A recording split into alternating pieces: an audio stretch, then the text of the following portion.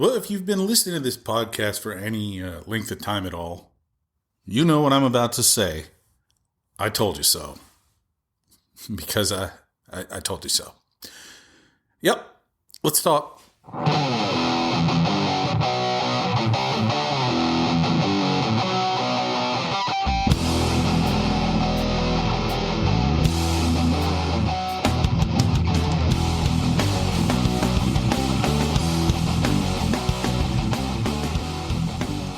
When we're young and we're growing up, our parents are supposed to teach us how to get along as adults, how to, all the basic things that you need to know, like how to cook a meal, how to feed yourself, how to properly clean your apartment or do your laundry, how to take care. These are the basics, food, feed and hygiene, Not every parent does that well. Not every parent does it well. Some parents don't do it well. I didn't do a good job of paying attention, I guess, because I had to learn a lot of that stuff on my own. And my mom would just shrug her shoulders and say, "Well, you learn the hard way sometimes." And that's true. That's true. You do. You learn the hard way. One thing that my mom never taught me because she was terrible at it was budgeting. Like, she didn't teach me how to budget. And I grew up and went into the workforce and became a middle manager. And I learned how to budget from my job. Really, I would wing it a lot. I'm a notorious winger of things. I'm just out there winging it. But I learned to budget at one of my first jobs, and I learned that there's two halves of the budget. There's the black part of the budget, the income part. It's written in black ink. And then there's the outgoing part, the costs or outlays or whatever, outgoing monies. And those are written in red. And then at the end of every cycle, whatever you break it down by week, month, year, whatever, you're either in the black or in the red. You either have money and you're in the black, or you are in debt and you're in the red. And that's kind of how budgeting works. You got to track everything appropriately. You got to work these things out. You got to know how much money you're spending and on what. And you have to know how much money you're making and from where. Because sometimes, and sometimes you're going to run yourself at a deficit. That's just a fun word, deficit. That means that you're spending more than you bring in. And sometimes you do that maybe in the month of December. Maybe you have kids and you run yourself at a deficit in December because that's the month where you're going to make sure that your kids have a nice Christmas. So you're going to buy lots of gifts in December. Maybe you're good enough at budgeting that you spread that out over the whole year and you don't have to run at a deficit in a single month or two.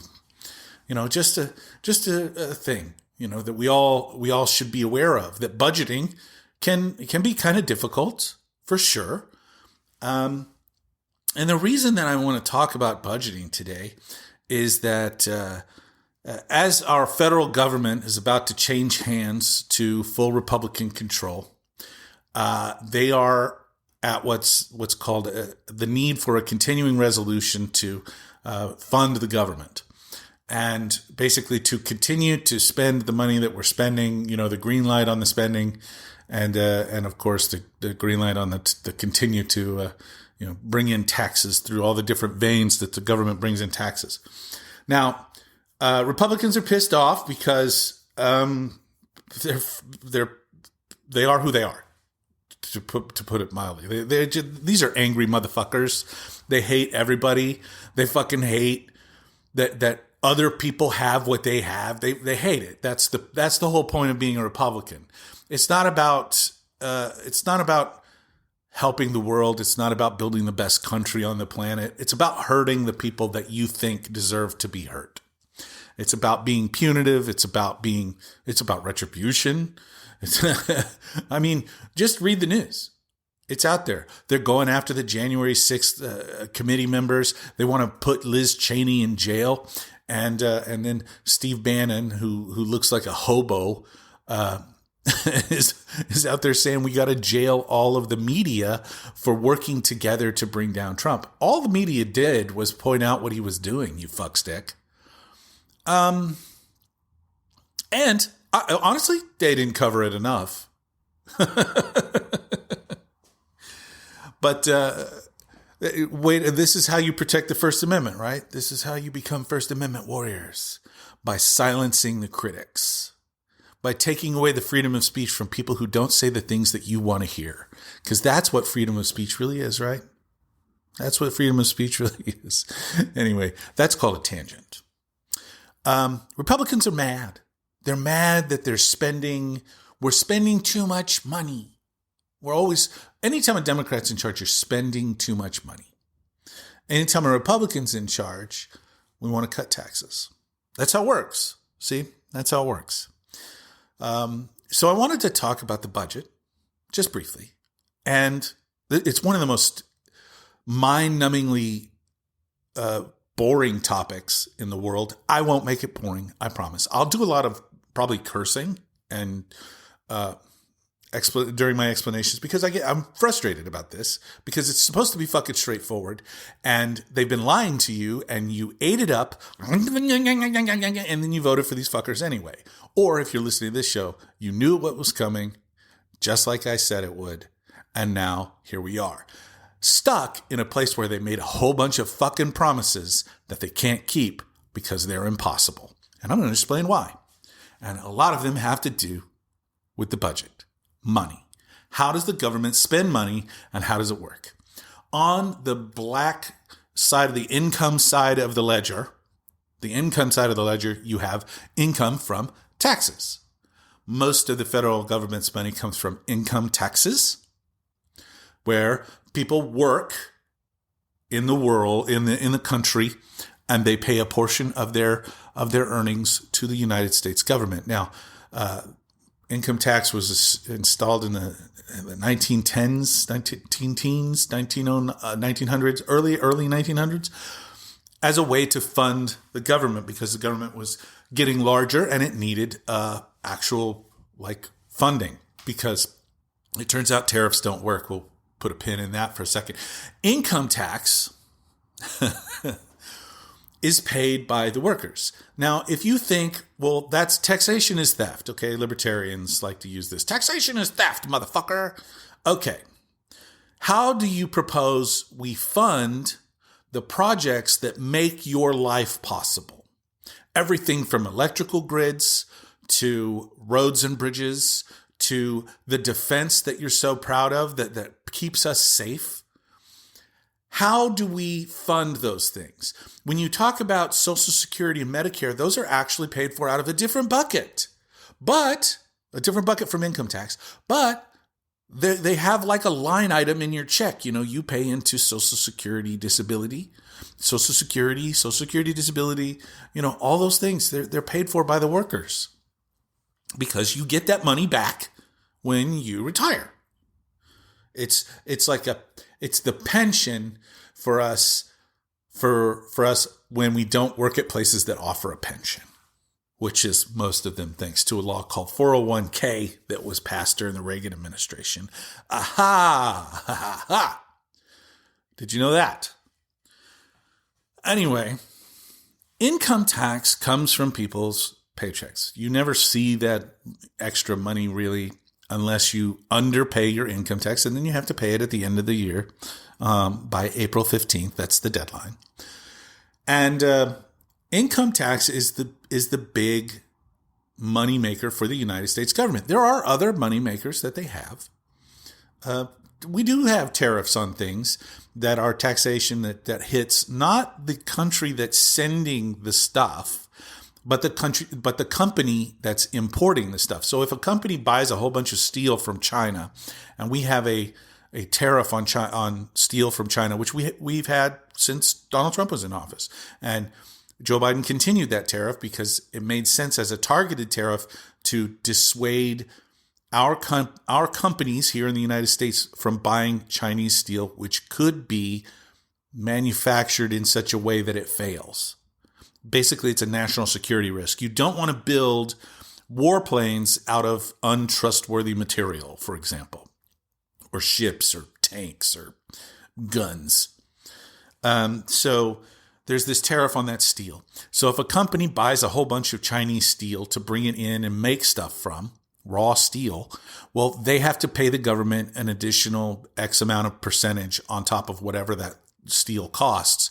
They pay our government to bring that in. That's how tariffs work. Donald Trump wants to put tariffs on all kinds of shit. And we'll get to tariffs in a minute. But what I want to talk about first is income tax. One of the things that Trump ran on was tax cuts. His own tax cuts from 8 years ago. The the individual kind of tax cuts, those expired after 5 years because that's what they do. They pass these tax cuts that only last for 5 years. And then if they lose their election like Trump did and your taxes increase, they can blame the next guy for not lowering your taxes. Now, we happen to be in a pandemic and all hell was breaking loose and we changed around a bunch of shit. But details. He wants to bring all those tax cuts back. And the corporate tax cuts that are current, which set the rate at 21% instead of the previous 35%, he wants to drop those down to 15%. So he wants a massive tax cut for corporations and pass-through businesses. Pass-through businesses are ones where all of the money is considered income for the individual who owns it. And those aren't necessarily corporations. Those are like just smaller privately owned companies. Anyway, that would decrease tax rates significantly and decrease tax income. The last time they passed these tax cuts, it blew a $1.7 trillion per year hole in our budget. It would do so again, only potentially more. Okay? So we are running at a deficit as is. So they want to cut taxes and they want to reduce the side of the ledger where we have income by lowering taxes. Now, they claim that they're going to offset that with tariffs. No, they're not going to offset that with tariffs. The tariffs would not generate enough money to make up for the income tax cuts. Okay? It just doesn't. It doesn't. And there are other problems that go along with the tariffs, because if you impose tariffs on another country, say Canada, which is the new threat, he's going to put a 25% tariff on everything from Canada and Mexico because they're not doing enough to stem the flow of immigrants and fentanyl into our country. Okay, Scooter, if you place a 25% tariff on everything that comes into our country from them, they can just turn around and do the exact same thing to you. Currently, we have a trade deal between the three countries, TMEC, I think it's called, where there's free trade. It replaced NAFTA, which they were really upset about. So we've got this new trade agreement where we don't do this. Well, they're going to throw out that trade agreement. Trump's going to throw out that trade agreement and put 25% tariffs on those other countries who are just going to turn around and put 25% tariffs on everything that we send them. And we run at a trade deficit with both of these countries. Here's a fun part. The Premier of Ontario, Canada, has said, okay, you put those tariffs on us, we will stop selling you electricity. That's right. Electricity for several million Americans is purchased from the province of Ontario, Canada. And they can turn that off. Huh.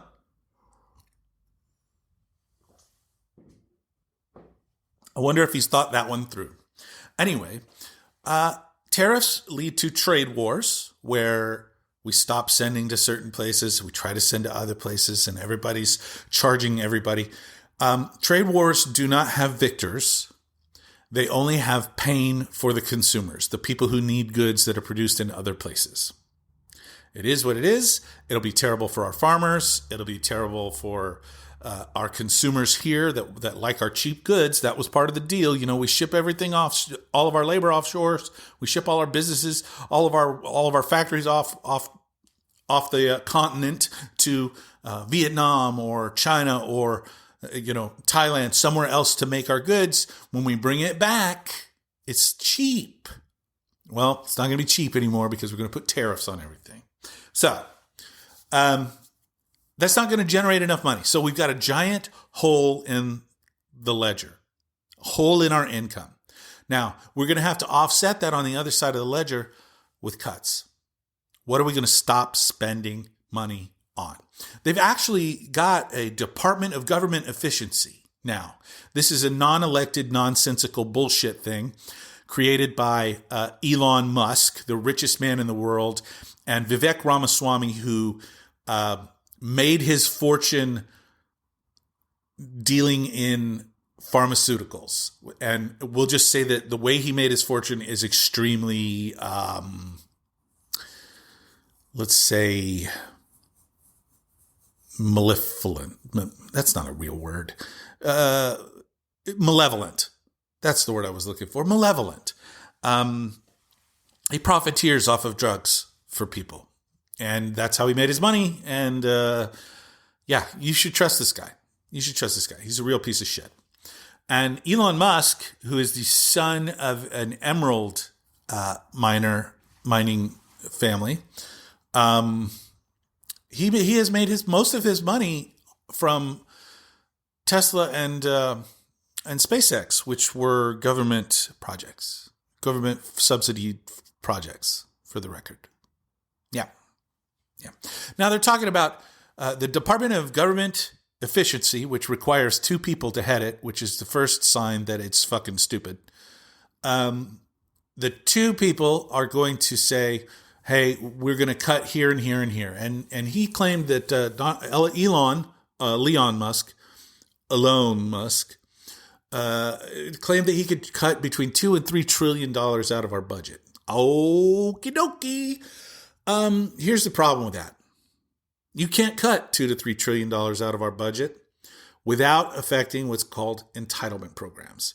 And that would be Social Security and Medicare. Those are the things that we've been paying into as a society for our entire lives. Here in the United States, that's our social safety net. Those are the things that take care of us when we get old. Those are the things that we need. That is a social contract that we've signed with this country, that we signed with each other, that we don't get left behind. And that's a good thing. All right. Having a social safety net, taking care of your elderly, that's a good thing. That's a good thing. And I'm not saying that just because I'm about to turn 50 and I'm feeling like I'm starting to be an elder. Taking care of your most vulnerable is a sign that you're a good society. If you take care of your old people, if you take care of your children, and if you take care of the sick or infirm, the partially or fully disabled, those are signs that you've done good things as a society. We're not very good at that. We don't seem to give a fuck that there's almost 700,000 homeless people on the streets of the United States, most of which are former United States soldiers, veterans. It doesn't really matter who they are or where they're from. It doesn't. We should be taking care of these people. We should be finding a way, because that's what we're supposed to do. Take care of the most vulnerable. We need to take care of our elderly. Social Security shouldn't be taken away. In fact, it should be expanded. There is a way to make Social Security solvent forever. Believe it or not. Currently, there is a cap on Social Security payment. And by that, I mean the individuals who pay into Social Security do so as a proportion of their income. Okay, so a person who makes $30,000 a year pays very little into Social Security because, quite honestly, they don't have a lot they can. But a person who makes $100,000 a year pays significantly more into Social Security. Now, the cap, I believe, is at $165,000, which is fucking insane. There are people in this country that are bringing home tens of millions of dollars. And I'm not talking about the Elon Musks and the Vivek Ramaswamys. I'm talking about regular old executives at General Electric or Boeing or Facebook. People who are making tens of millions of dollars every year only pay the same as somebody who's making $165K into Social Security. If we lift that cap and everybody pays the same percentage, regardless of how much you make, We make Social Security solve it. And for those who say, why should I pay more than everybody else? I'm not even going to use that Social Security. Everybody in this country who is truly wealthy has done so, has gotten that wealth either through inheritance, which is 95% of all wealthy people got their money through inheritance, or they are a true entrepreneur and they have developed something unique and they are the true success stories. Now, if you're a true success story, you didn't get there on your own. You got there because the society holds you up. We owe it to each other. And I would like to point out, just for fun, for everybody who goes, success shouldn't be punished. What is wealth beyond what you can spend? Elon Musk has a wealth of approximately $400 billion. There are 8 billion, give or take, people in the world today. He could afford to give every single human being breathing on this planet, man, woman, and child, a $50 bill. That's crazy. That is an amount of money that is beyond obscene. How much money do you need? And why is it you need that much, but a single mother of 2 has to squeak by on her $55,000, $60,000 a year gig as a teacher or a nurse?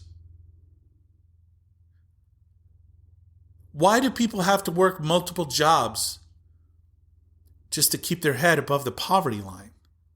When people in this country have an obscene amount of wealth that they won't spend in 1,000 lifetimes if they burn money like it's insane. I remember this movie called Brewster's Millions, starred Richard Pryor and John Candy, a really good flick from the mid-'80s. It's about a baseball player who inherits $30 million. The catch is he has to spend it in 30 days. And if he succeeds, while not amassing any actual assets, he has to blow this money. Can't have anything left at the end of the 30 days. And if he succeeds, he gets 300 million. If he fails, he gets nothing. Brilliant. The idea is to make him sick of spending money, to teach him what the value of money is. So that was 30 million.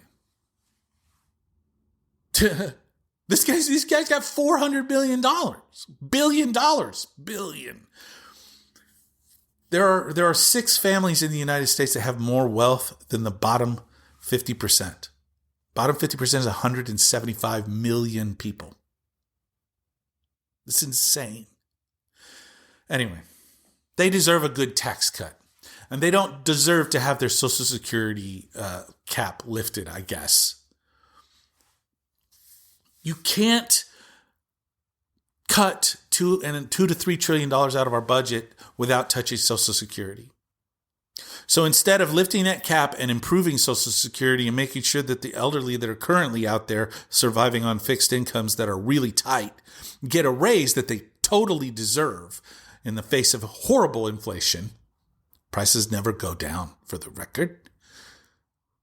Instead of doing that, we're going to cut Social Security. And one of the things that they want to do is increase the retirement age to 70. Yeah. And Medicare will be reduced too. The amount of Medicare coverage will be reduced. That's their plan. They're going to cut those things. Because the only other things that they could cut are the military, which they'll never cut. $870 billion is the 2025 budget for our defense spending. $870 billion. They complain, the conservatives complain about their tax dollars going for liberal arts degrees.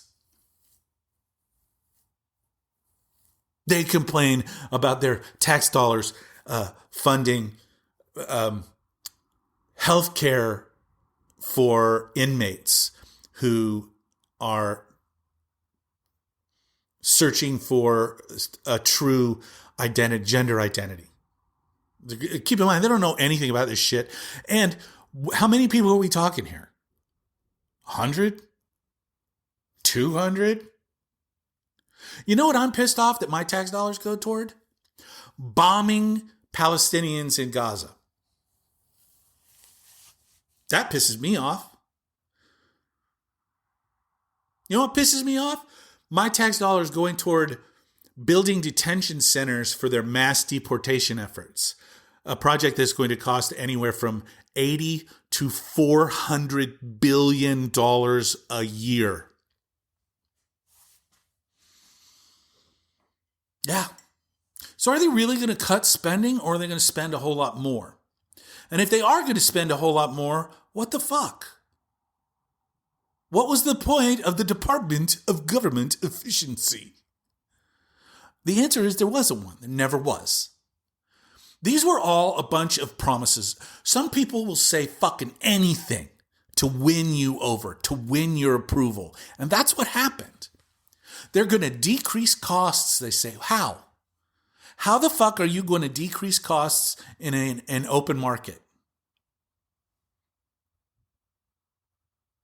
They're going to fire the Federal Trade Commission, FTC chairman, Alina, God, I can remember her last name, Anyway, the person who's been blocking mergers on behalf of the United States government, saying, no, these mergers can't go through because it would be detrimental to the free market. And we have to remember that. If you allow these things to become monopolies or close to, price fixing is super easy. It takes one phone call, 2 phone calls. Hey, how much are we going to charge for chicken? I don't know, $3 a pound. They just make up the fucking numbers. There's four companies that produce 85% of the chicken in this country. Really? Yeah. And they've divvied it up. They don't have a whole lot of overlap. You do your thing over there, we'll do our thing over here. No competition, you know what I'm saying? Charge whatever you want. Wow, holy shit. That's not very free, is it? That's not a free market. Those are the things we need to stop. So what I'm talking about, this budget thing, we're talking trillions of dollars.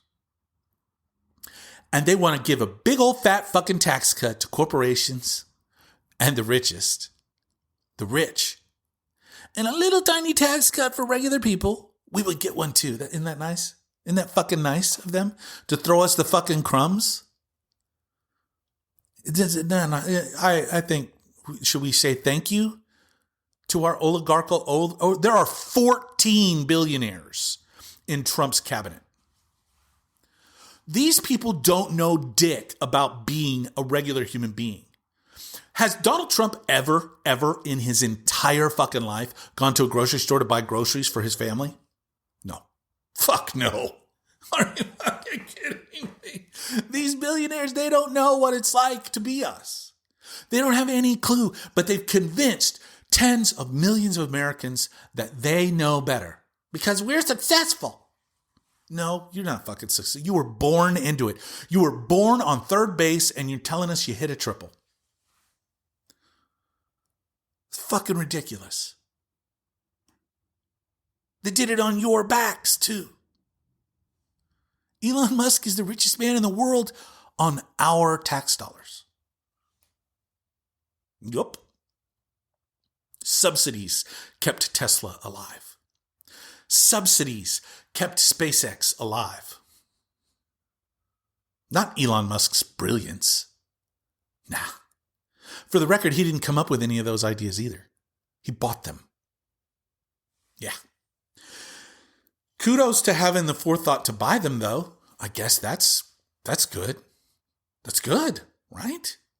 Now that same man is going to have some sort of budgetary recommendations and control over the very industries that he will benefit from. He can say no more subsidies for electric cars except Tesla. No more funding for NASA.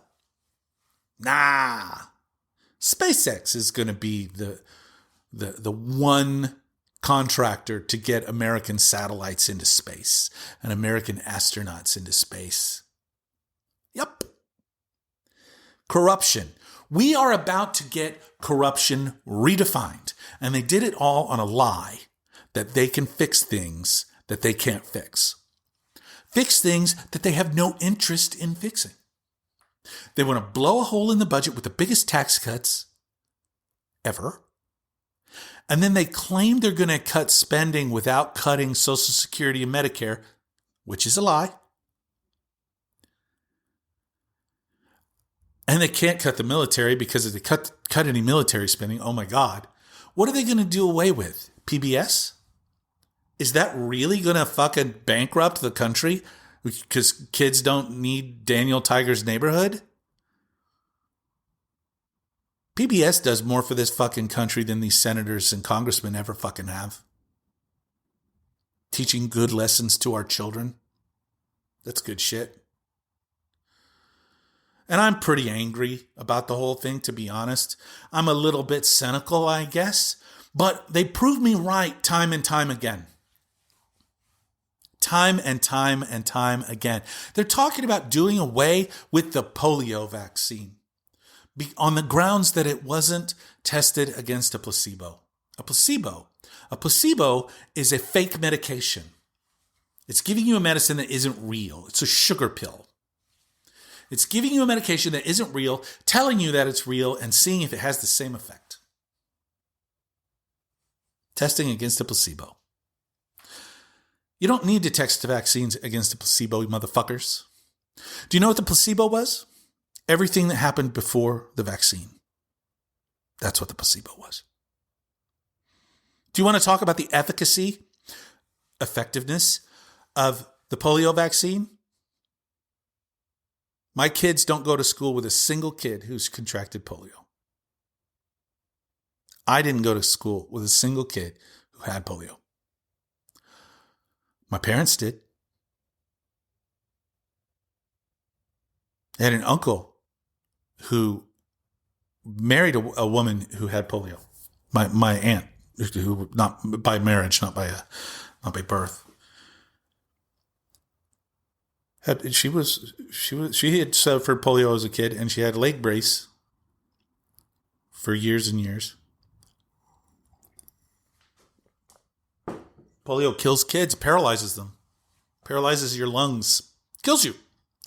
And we're going to do away with the polio vaccine because we didn't test it against not polio vaccine.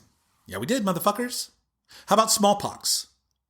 How many people do you know that have suffered from smallpox?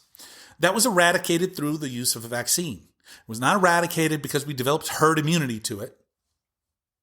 Vaccines they work. They're proven science. They fucking work. And there is no scientific evidence that there's any tie between autism and vaccines. But they want to do away with the polio vaccine. Why wasn't it like pollution?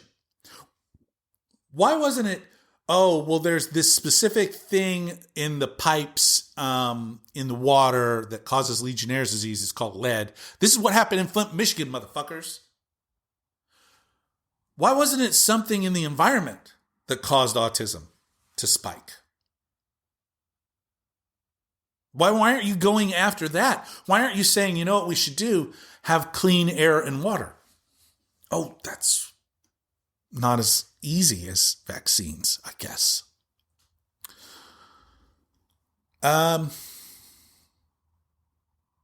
They don't plan on doing anything good for the working class. None of these things are going to make prices go down. Tariffs are going to make prices go up. Okay? Tariffs are going to make prices go up. Even Donald Trump has admitted it already. I can't guarantee that prices will come down. He's already admitted it. It was all a scam. And you should have seen it coming. Most of us did. I think people saw it coming and they were like, oh, well, anything to change the status quo. And that's been the prevailing argument around the world. In the aftermath of COVID, there was a huge shift from conservatism to liberalism because conservatives fucked up the COVID-19 response so badly. And then this inflationary cycle hit that was so vicious as the result and the fallout from all of the spending and all of the way we handled the pandemic. And so all of the now liberal governments are toppling. The United States, we just elected conservatives across the board who cannot fix the problems that they claim they can, but we elected them anyway. Our neighbors to the north, Canada, doing the same thing. They're about to vote in a big conservative movement. Happened in Germany. It's happening in France. Governments around the world are collapsing. Liberal governments are collapsing because of inflation. And that's what happened here. Donald Trump claims he has a mandate from the people. No, motherfucker, you do not. He says he has the biggest mandate in 129 years. No, you do not. This is the second closest election in the last 100 years. The only one there was one closer yet. The one closer where the winner actually got the White House was John F. Kennedy, 1960. Won by 0.5%, I believe it was. Trump's going to win by 1.4%. And then the next, I guess the other one is, are the times when the Republicans won the White House without winning the popular vote. That's not a mandate, my man. You didn't even get 50% of the votes.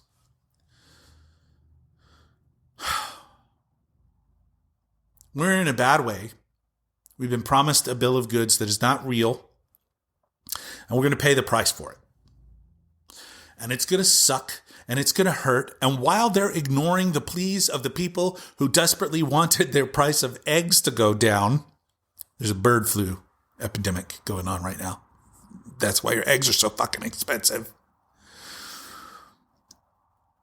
Donald Trump and his cronies are going to be going after their political enemies. And the polio vaccine, and Social Security and Medicare. They're going to be going after the most vulnerable among us, and they don't care. Because it doesn't affect them, because they're already rich. They're going to help themselves out. They're going to enrich themselves aplenty. Donald Trump's not going to divest from Truth Social. He's going to continue to own the majority of it. And people can buy his favor by buying his stock. It's a one-way bribe ticket. Boof, baby.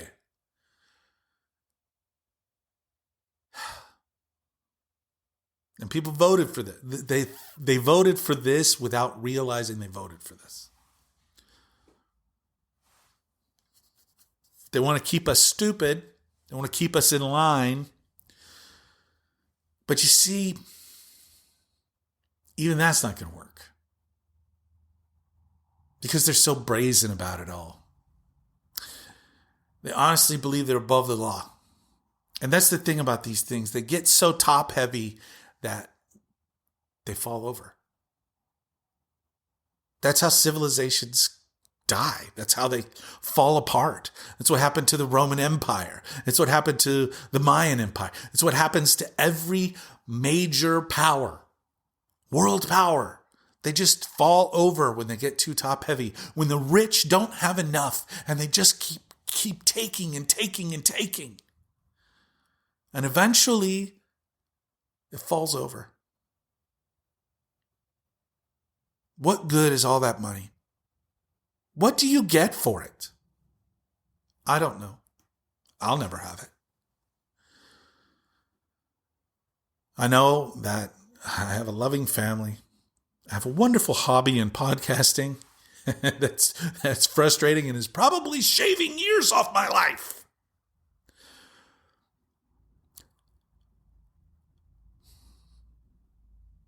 But hey, education, right? And my kids, later on down the road, my adult right now, I have an adult kid who can listen to this and say, God damn, Dad. You can listen to this and you can know where I stood, how I approached things, what I tried to do. I have my red bucket. I go out and I collect my trash every once in a while because, It's my little thing. When I get overwhelmed, the dog is fucking chewing up too much of my time, to be honest. That's okay. I'm going to make the kids start taking more care of it. We got to spread the responsibility a little bit so that dad can go out and clean up trash. Because dad needs therapy.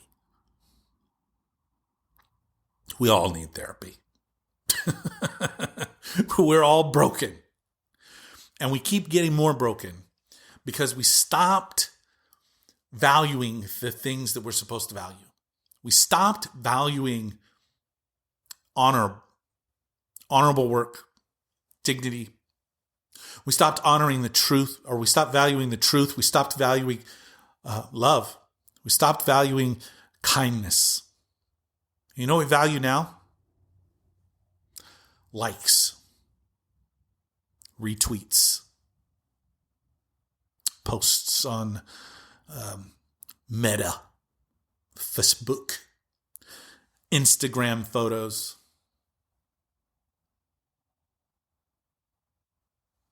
I left Twitter because the best way to get likes over there now, the best way to get retweets over there right now, is to be as cruel as humanly possible to people who are kind, who are trying to make the world a better place. So I'm gone. I don't need that toxicity in my life. I now have a Blue Sky account. It's a very different platform. It's very chill, very cool. I don't log on to it for hours on end. I'll scroll through for a few minutes here and there, a couple, 3 times a day, and that's about it. Way fewer sex bots. That's nice. Like almost none. And you report them and they get busted. And they're gone. They need to fix their verification process. There's a lot of fakes. People jumping in and building fake accounts. MAGA trolls. But my kids get to hear the unfiltered version of what their dad was thinking. I would love to know what my grandfather would have thought about things like this. What my mom would have thought about things like this. I'm really unhappy with the way society's going because we stopped valuing the good things and we started valuing money and attention. And it doesn't matter how you get attention anymore. That's what people love. That's what they desire. That's the drug of choice. Attention. Attention and money. And if you get enough attention, you can get money from it. They got this whole new industry. It's called influencing. Just use your attention to draw attention to other stuff and they'll pay you for it. I miss commercials, to be honest. I miss the fucking Doublemint twins. I miss the jingles. I miss Mentos Fresh and Full of Life. I miss the cool Aquafresh commercial. I miss the cereal commercials with all the different little mascots running around singing their songs and doing their catchphrases.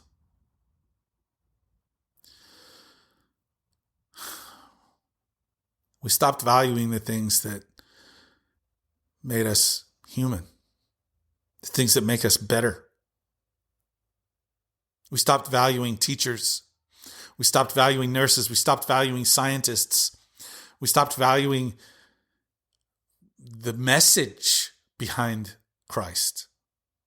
We stopped valuing the things that asked us to be better morally. We stopped valuing that shit. And we started valuing money and attention.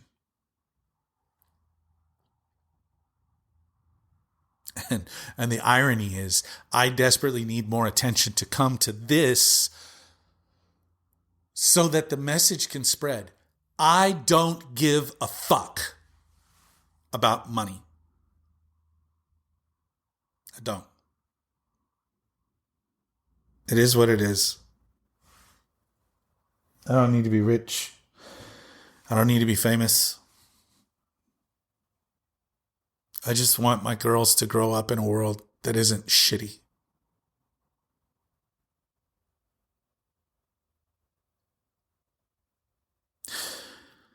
And it looks like that may be too much to ask. On that bummer of a note, I'm going to call it quits. I'm going to stop. I've rambled for way too long. You guys were like, he stopped talking about the budget 15 minutes ago. Well, here's another budget that we didn't talk about. There's the good things in life versus the bad things in life. And you want to run on the good things in life side of the ledger. That's my ask. Be good humans. Do something good instead of something bad. Do it every day. Get your red bucket. Clean up whatever you got to clean up. And be kind. That's my ask. Share this with somebody that needs to hear it. And I'll talk to you again very soon. I'm going to publish another, a throwback episode. And I'm going to do another episode next week, the week of Christmas. So I will see you, talk to you very soon. I appreciate you all so very much. Thank you, thank you, thank you. Be good humans. You are good humans. And that's how you pass that along to the next person. Until then,